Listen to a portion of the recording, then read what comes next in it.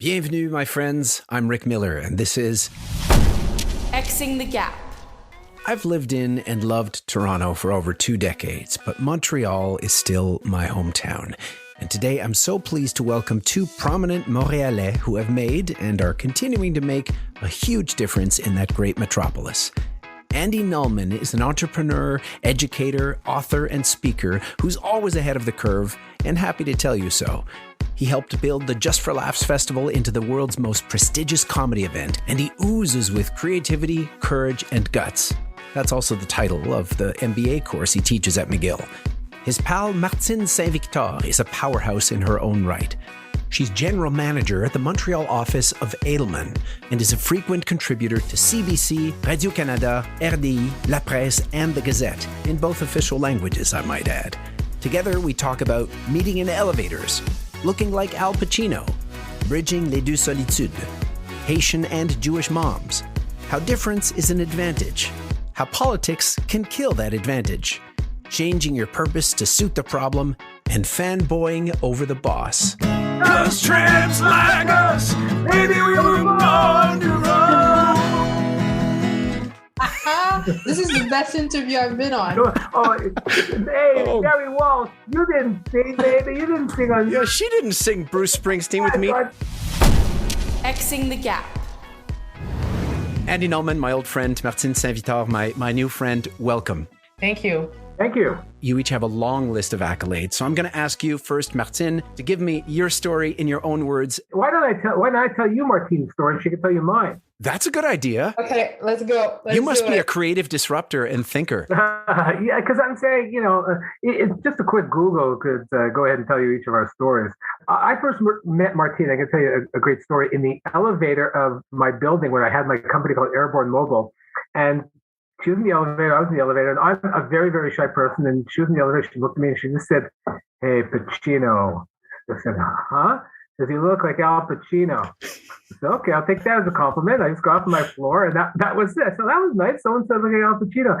And we kept on meeting each other in the elevator and we started talking and all. Then I got to meet Martine, and she invited me to some of these events she was working on. And she was saying, "Oh, I'm in PR." That's what she said, "I'm in PR." And I know PR people, and I was very, very, I said, okay, I'm pleasantly impressed. But Martine's level of PR was a whole lot different. It was deep, and her clients were intelligent people, and they were people who were doing things to make this world a better place. And I always said, Martine, you're bigger than PR. And right now, she is not only a columnist in La Presse in Montreal, but also in the Montreal Gazette, which is really rare to be able to go ahead and cross the chasm, so to speak, and be a bridge between 2 solitudes. And this led her to be now the general manager of Edelman, which is one of the world's biggest public relations agencies in Montreal. So that's my take. That's my Martine bio. Wow. Cheers. Martine, Wow. Can you throw an Andy bio at him? And then maybe we'll come back to cultural heritage and the bridging les deux solitudes later. Well, first, I'm speechless, which doesn't happen very often. And I'm very touched by Andy, but Andy's very sensitive, and that's probably his greatest strength. And I always say you can only be as sensitive as you're strong. And he's not afraid to be sensitive. And that is, for someone of his stature, that's no small feat. What I want to say, every time he tells the story about the elevator, which is true, first of all, it wasn't his building. It was our building. I too had an office there. And I certainly didn't say, "Hey, Pacino." This is not how I said it. Walked into the elevator and I said, "You look like Al Pacino." That's what I said. That's how I said it. The rest of the story is true. We did connect automatically.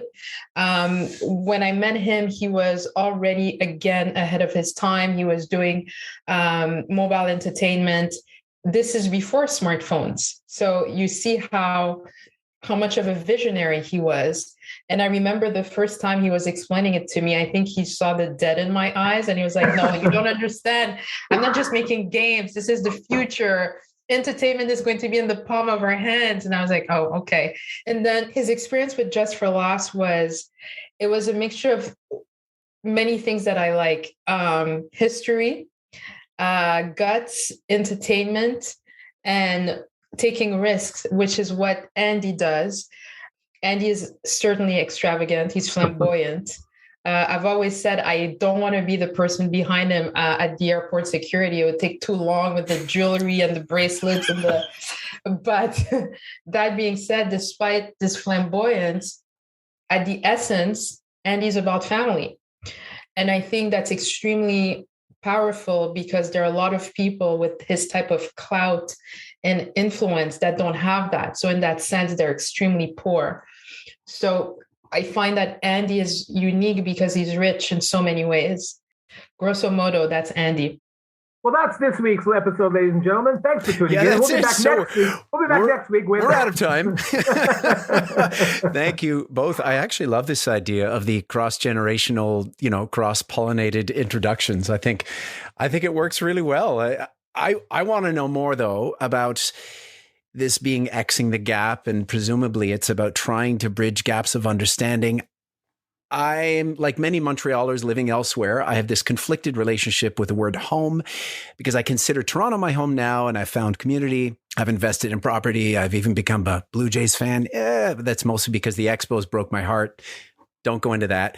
Montreal is still my hometown, though, right? I adored it growing up, all through school, from École Saint-Clément to Collège Notre-Dame to Marianopolis to McGill, architecture. My projects would always be about Montreal, the city, its people, its buildings, its beating heart. And it's also a city that's built on these two colonial cultures with a very difficult history. And you are people, both of you, who are constantly trying to bridge that complicated gap. So maybe I'll start with you, Martine. Tell me what you think of this gap, and if it's a gap that we should lean into or try to rise above.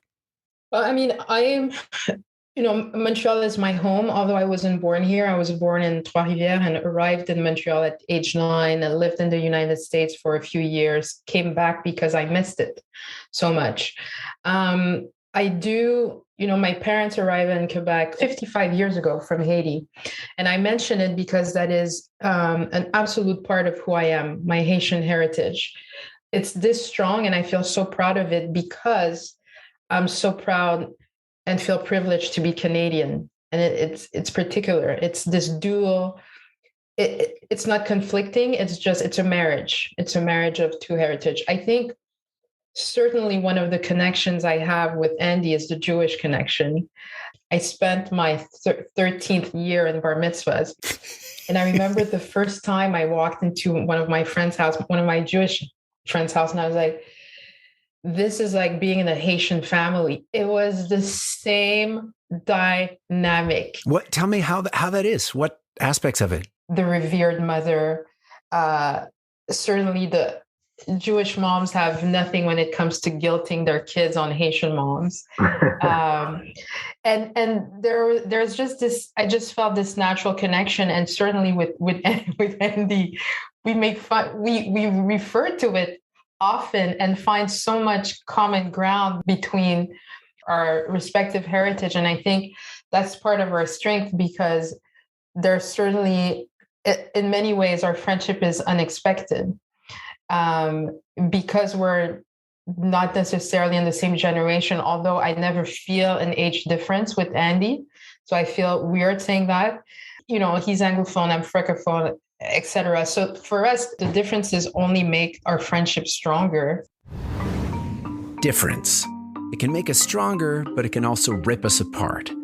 So much of it depends on how we see the other in relation to ourselves.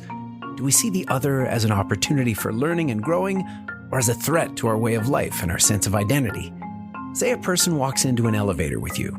They're of a different age and a different cultural background. You could avert your eyes and look at your phone, or you could strike up a conversation, have a laugh, talk some more, find some common ground. From a distance and from the headlines, Montreal gets a bad rap around issues of diversity and inclusion. But I always feel a vibrancy there unlike any other place I've lived in or traveled to. Part of it is its intersectionality, an island where different cultures clash, Indigenous and colonial, traditional and progressive, and, of course, English and Francais.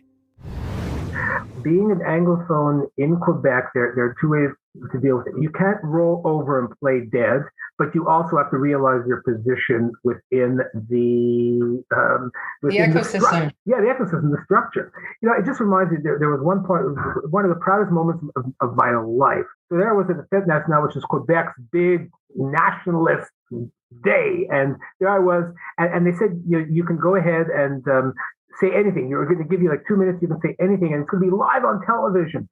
So I said, oh my God, these guys, I don't think they know what they're doing. But I said, I'm not going to be an asshole about it and be ridiculous.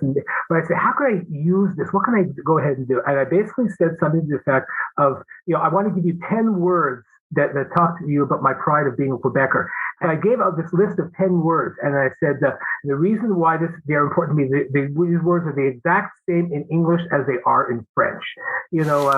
So like there was surprise and things. But I found 10 words. I found more, but I used 10 that are the exact same in English as in French. And I did that. And I said, all right, so Quebec, je love you at the end. And I said, I managed to get the point across without kowtowing, without acquiescing, but also without being an asshole. And that, to me, was the quintessential moment of how I've survived all these years in Quebec as an Anglophone. And I think also, about being a minority, you learn at least in my case, born in a city where there were very, very, very few Blacks. There were never any Blacks in my classes, but you discover very fast that we have more in common than the contrary. And so when it's true that kids don't know the difference, it's not they don't know, they don't care. Whenever you hear kids being rude to other kids because of differences, that comes uniquely and directly from home. Kids don't have that. So very fast, you realize that we're really all the same, which was a fantastic gift for me, which allowed me to be able to walk into any room and not feel that different, and know that the difference I did have was certainly an advantage, which is something I take with me still today, because I still enter rooms where no one looks like me.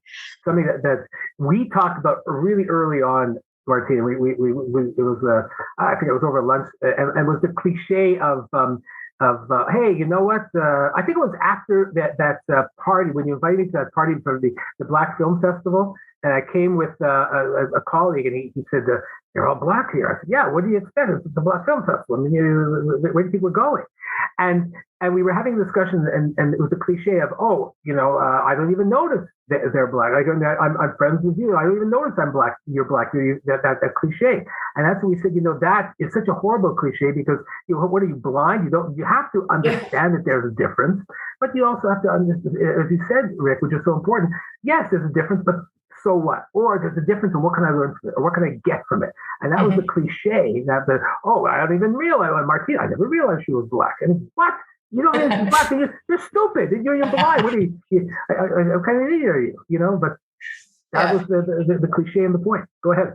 But Rick, you said when you get to the ground in Montreal, about Quebec getting a bad rap, but when you get to the ground in Montreal, it's different. It's also different in the regions. I am from the regions, and often we have this image that the regions are, racist and not open. That is not true. I have an uncle who arrived from Haiti in 1963 in La Tuque.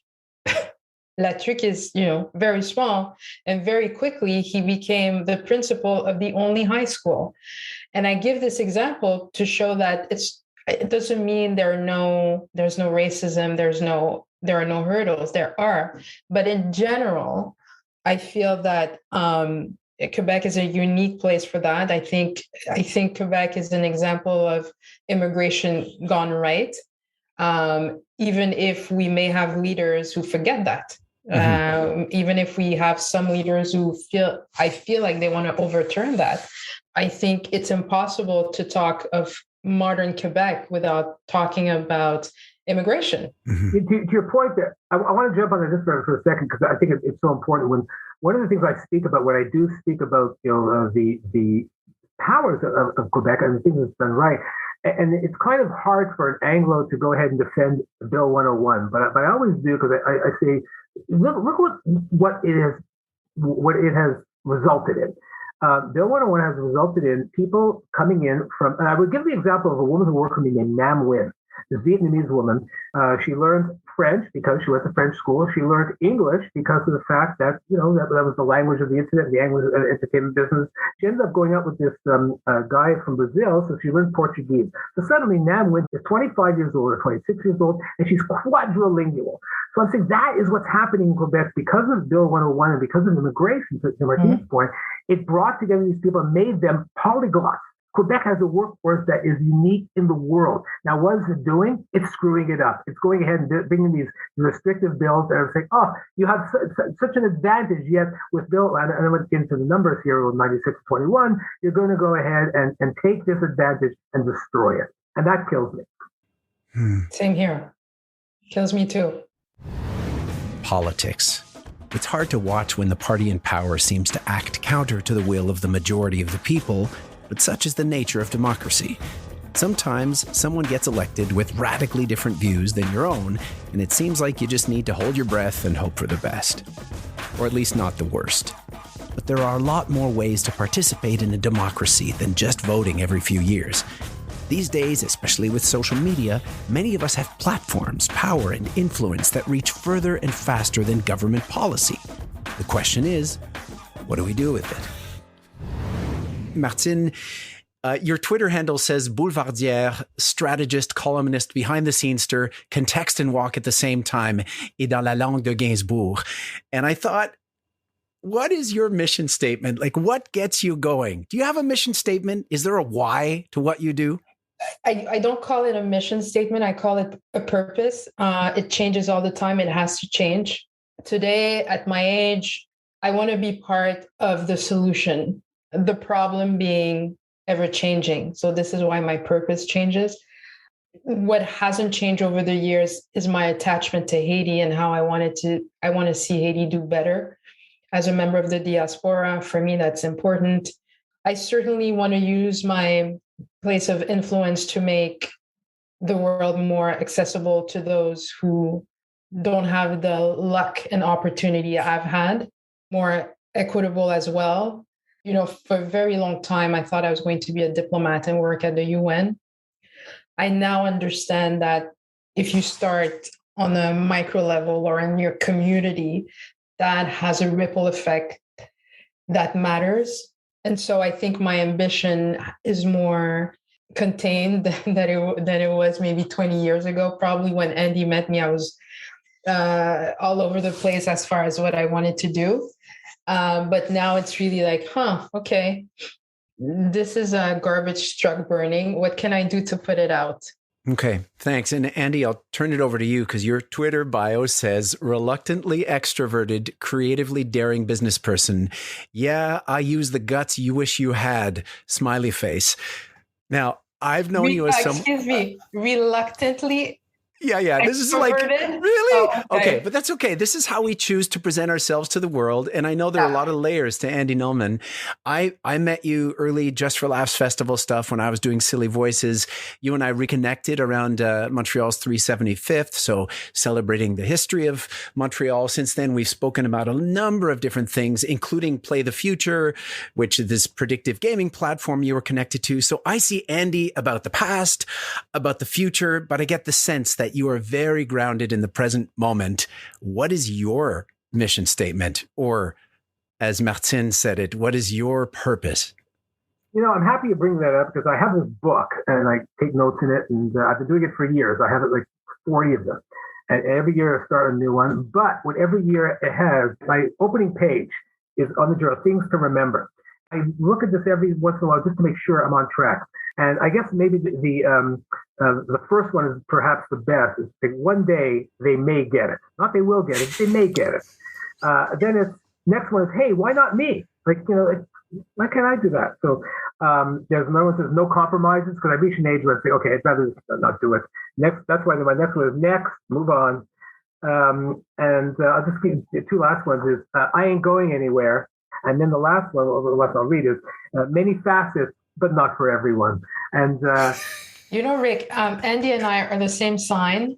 we celebrate, we have a yearly birthday lunch. There's never a time that Andy says, oh, I have an idea. And then he told me the idea and I said, this is not going to work, or I don't get it ever, because I trust him completely to bring his vision to life. But you also got to realize that, hey, you know what? When I was 20 and 22 and 25 and 30, it was my time, and I looked at some older people in their 60s, and I said, screw you, it's time to get out of the way.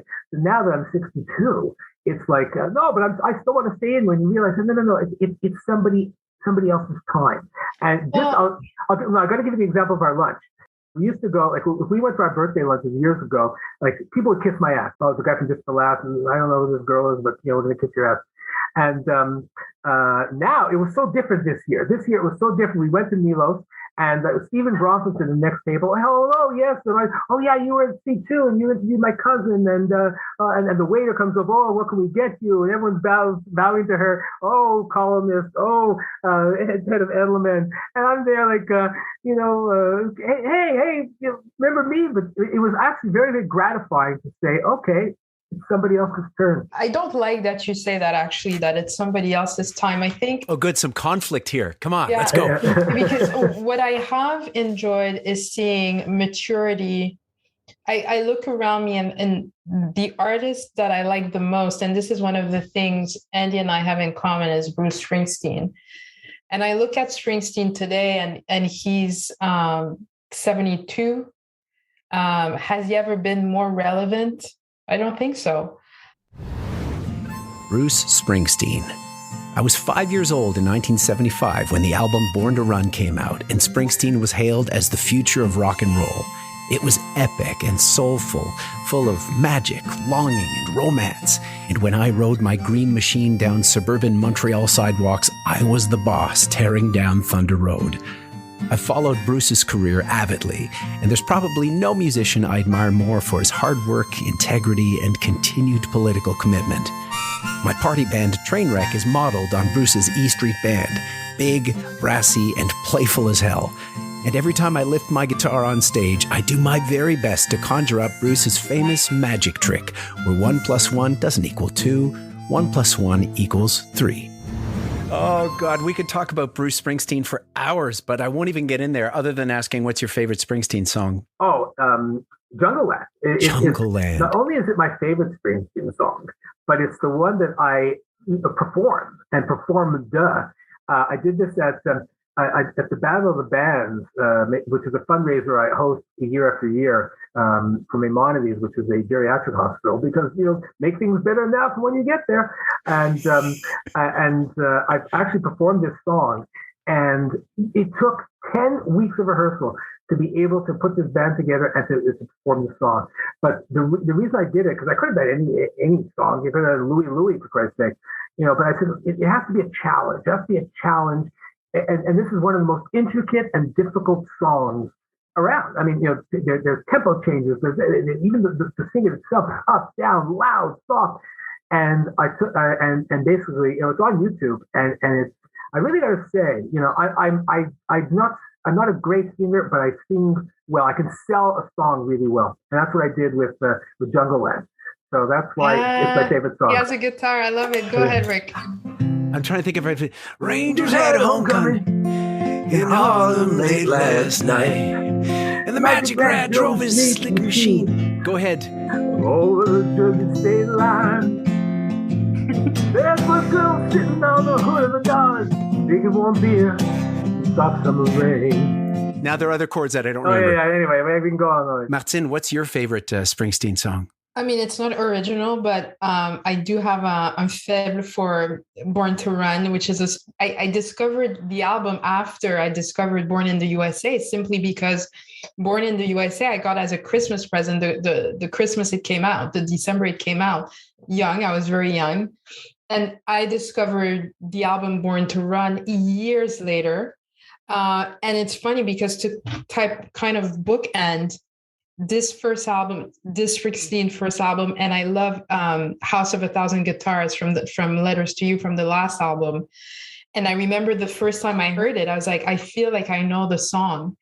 And at the time it came out, the world was changing so much with the pandemic. I think I felt like I needed something that felt familiar because everything else was changing. And Andy and I both went to the Broadway show, spring season. We didn't I'm so jealous. Yeah, we didn't go together, but we both went. And I think for us, it was both a unique experience. And I think we could talk about it for hours and hours. I often have these very vivid dreams of actually hanging out with Bruce and just chatting. And it's funny, I have these, I don't want to hear that you met him. I'm in fantasy world. Indulge me here. Okay. I want to meet this guy. And I was performing my show Boom off Broadway, and I was staying in New Jersey, and I was sitting on the Jersey shore, reading his bio, about a beautiful book, like a wonderful book that he then transferred to the Broadway show. But I don't want to hear that you met him, Andy. I'm already sick of it. All I could say is that he is, and it was early. This was in the, oh God, what was after Born to Run? There was Darkness on the Edge of Town. The Darkness on the Edge of Town tour. And I met him back, it was a party after the show, and I was a journalist, and I got there early, and he's there, and I'm alone with him, and he sits down, he starts telling me a story about Montreal when we first came to Montreal, how cold it was, and he was a Place des Arts, and he walked around the corner, it was freezing. I had like about 8 minutes just alone, me and him sitting down, and I have a great picture of us taken in the hallway at the Montreal Forum, a picture of us taken together from that night. Here's a little, since you're geeking out, a little trivia. His birthday is September 23rd, so a day after mine. I think this is as close as I'll come to Bruce Springsteen, I think, but I'm okay with that. You know what? You've got on your wall, people who can't see this because they're listening, you've got Obama, Kamala Harris, Joe Biden, and next to them would be Bruce Springsteen, probably sitting in a... And these 3 posters, so these are 3 magazine covers, Paris Match magazine covers, and I have a direct relationship with each of these covers. So they're very meaningful to me. Yeah. Okay, this is going to be very meaningful to me because now I'm going to sing a little, you're going to do a little karaoke for me, but imagine the E Street Band playing behind me, not just me and my guitar, okay? So imagine the live crowd and Bruce on stage going, "Nobody wins unless everybody wins." 1, 2, 1, 2, 3, 4. I'm gonna record you. Here we go. Baby, this town is supposed from your back. It's a death trap. It's a suicide rap. You gotta get out while we're young. Those tramps like us, maybe we were born to run. This is the best interview I've been on. Gary Walsh, you didn't sing, baby. You didn't sing on. Yeah, she didn't sing Bruce Springsteen with me. We're not even done yet because now I had you sort of cooperating a little bit. Now we get to compete against each other. Yay!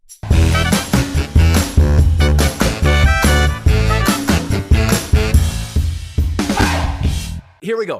Martine, are you ready? I'm ready. Let's go. Which trailblazing comedian from the 1950s and 60s was convicted in an obscenity trial and pardoned about 40 years later? Jackie Mason. Nope. Andy? Lenny Bruce. I have Lenny Bruce. Here. Lenny Bruce, that's right. Lenny Bruce. Okay. Name a member of the Rat Pack. Sammy Davis Jr. Ding. My favorite black Jew. Okay. Okay, you're mine, but anyway, there we go. Comedian Rodney Dangerfield always complained about getting no respect. No respect. There you go. Okay. These are, again, easy ones. Comedy trio, the Three Stooges. Yep. Abbott and Costello. Laurel and Hardy. Oh my God, you're good. Which actor became most famous for playing Tevier in Fiddler on the Roof?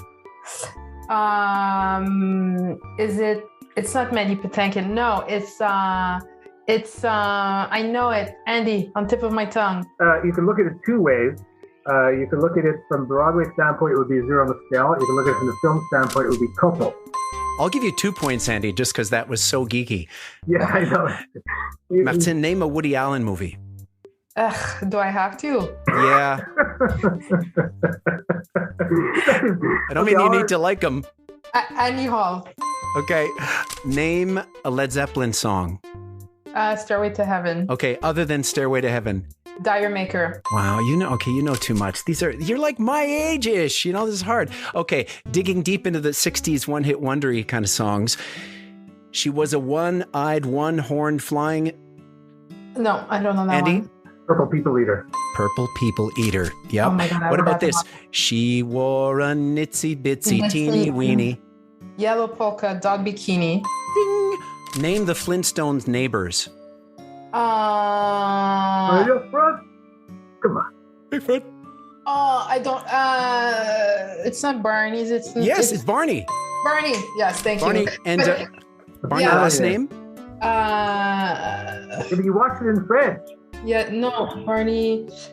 I haven't. En français, c'était quoi? En français, c'était... Je me souviens pas les pieds. C'était Delima et Arthur, or something like that. Arthur Laroche and Delima. Yeah, something. What's Barney's last name? Rubble. Oh, yeah. That's it. Andy, bonus points if you know the voice of Barney Rubble. Who did the voice? It was Mel Blanc. Mel Blanc, okay. TV. Bo and Luke Duke's car was called... Oh my God. The Duke. Duke of Hazzard. It was called The General. Yeah, the General Lee. Yeah. The General Lee. Name one of the three roommates in Three's Company. Oh my God. It depends. The first version and second version, because the first you have Jack, Chrissy, and Janet. John Ritter was paid $150,000 per episode. Suzanne Summers was paid $35,000 per episode. Wow. And so she asked with her husband, Alan, who was her agent. Canadian. Yeah, she asked for equal pay, and that's why she lost the job. From Suzanne Summers to, you're going to get none of these softball TV questions for you, Andy. I'm going right to the politics here, okay? Great. Martine's going to get it. Okay, go ahead. Who was Premier of Quebec during much of the Révolution Tranquille, the Quiet Revolution? Duplessis. The guy I'm looking for is Martine. Do you know who I'm thinking about? I thought it was Duplessis as well. Okay. Jean Lesage is who I was... yes. At the same time, though, who was the president of Haiti? Oh, very, God. very famous. Papa Dr. Vanier. There you go. Who was Canada's first black governor general? Michael Jean. Yeah. Name one of the signatories of the Québécois movement Le Refus Global in 1948. Oh, God, what's his name? Martine got one. Borduas, got one. You're going to get another one, though, Andy, because Riopelle is in there as well. Yeah. Name a member of the Fugees. Fugees? Oh, Lauryn Hill. Name a member of the Foo Fighters. Oh, God, Dave Grohl. Huge Foo Fighters. Yeah. Name this song or artist. Peace up, A-Town.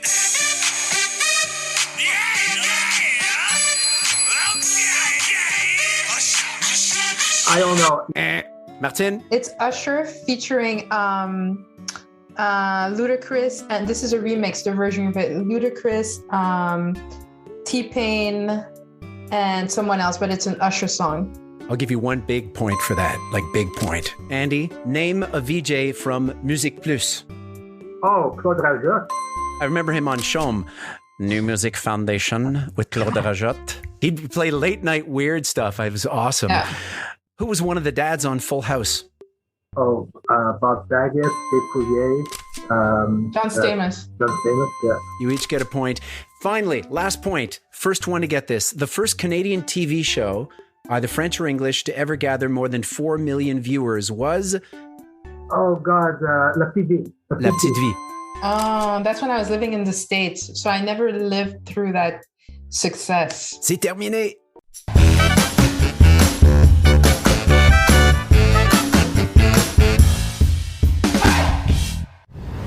Mes amis, my friends, thank you for helping me cross whatever damn gaps we crossed. We had a little fun. We sang Bruce Springsteen, and I hope you guys had a good time. Thank you so much. This was fun. Whenever I get to spend time with Andy, that certainly is a treat. And it was really nice to meet you, Rick. And Rick, every time in life our paths have crossed, it's been an interesting path. There's never been a boring path that we've crossed. Never, ever, ever. There you go. Salut, merci beaucoup. Ciao. And merci to you, my friends, for listening. Before we go, I'd like to tip my hat to Andy Nulman and Martine St-Victor, my two guests who are so generous with their stories and their spirit. My name's Rick Miller, and I wrote, recorded, and edited this episode with multimedia by my team at Kidunes. For more info about the Boom Trilogy and our many other projects, visit kidunes.com or boomtheshow.com. Thanks also to my partners on this podcast, Leap, an online community where life experience meets innovation, created by CABI, the Center for Aging and Brain Health Innovation. For more info or to become a Leap member, visit cabi.com/leap. And thank you, my listeners, for helping Xing the Gap find and grow its audience. If you're on a podcast player, please follow us, write a review, and tell someone about this or other episodes you liked. You can also send any questions, comments, feedback to me at Rick Miller Actor on Twitter or Instagram, or rick@rickmiller.ca by email. And hey, in a polarized world, you have a choice. Build a wall or build a bridge. Build bridges, not walls. Xing the Gap.